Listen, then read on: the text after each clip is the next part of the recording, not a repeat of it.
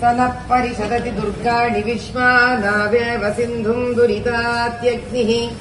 तामग्निवर्णाम् तपसा ज्वलन्तीम् वैरोचनीम् कर्मफलेषु जुष्टाम् दुर्गाम् देवीगुम् शरणमहम् प्रपद्ये सुतरसि तरसे नमः अग्ने त्वम् पारयानभ्यो अस्मान् स्वस्ति विरति दुर्गाणि विश्वा पूश्च पृथ्वी बहुलानवुर्वी बबातोकायतनयाय संयोः विश्वाणि नो दुर्गः जातवेदः सिन्धुर्नदावादुरितातिपरिशि अग्ने अत्रिवन्मनसा गृणानो अस्माकम् बोध्यविता तनूनाम् पृतनाचितकुम् सकमानमुग्रमग्निगुम्भुवेम परमा सहस्तात्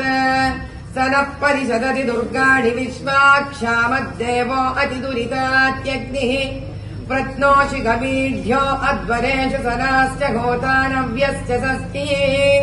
स्वाञ्च आग्ने तनुवम् विप्रयस्व स्वभ्यम् च सौभगमायजस्व गोभिर्जुष्टमयि ज्योतिषिक्तन्तवेन्द्रविष्णोरनुसञ्चरेम नागस्य पृष्ठमपि संविशानो वैष्णवी